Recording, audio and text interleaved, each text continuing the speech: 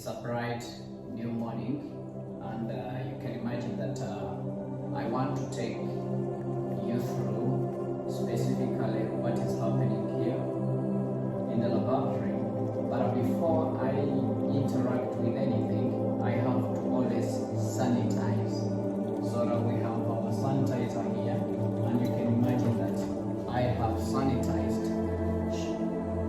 Then this means literally that now I can confidently touch our equipment.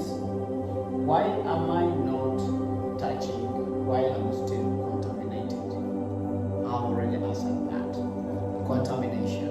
I'm sanitizing so that I decontaminate my hands. So that even when we have a water sample that is under examination, that might be contaminated, we want to, for instance, find out if there is a salmonella bacteria which causes typhoid disease.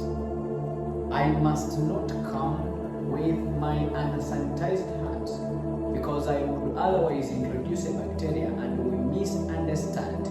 We end up thinking that what is affected when it is not, or actually imagine a higher level of contamination than the true fact. So we have to always ensure that we take precautions in a manner that we do not contaminate anything in the laboratory.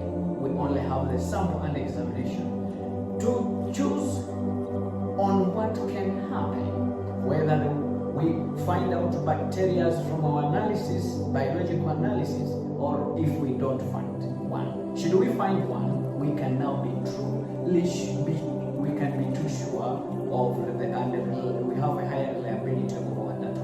Otherwise, what you see here are membrane plates. This is where we, introduce our samples, our water samples, and then incubate them, allow the bacteria, to undergo its natural processes.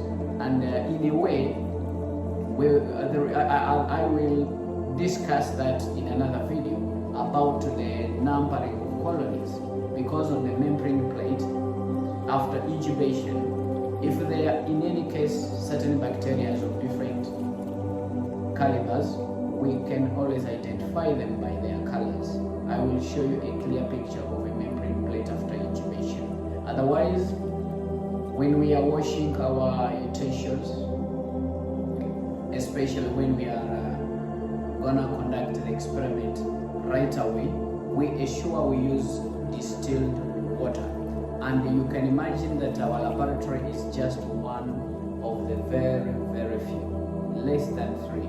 Actually, for university laboratories, we could end up being the very best. We distill water using our own equipment. Otherwise, for other laboratories, they end up purchasing distilled water. So what you see here is a distillation unit. So we distill water, and once again, this is an incubator that I talked of. Please, when it comes to Ndejje University, you can trust that a lot of involvement in the scientific world is happening, and I can't wait to welcome all of you. Please, again, watch out for a couple of things. I'll be taking you one by one. You see projects one by one. You see the details of experimentations one by one. Consider this to be an introduction to myself and the center, so that you can now trust the process. Bye. Okay.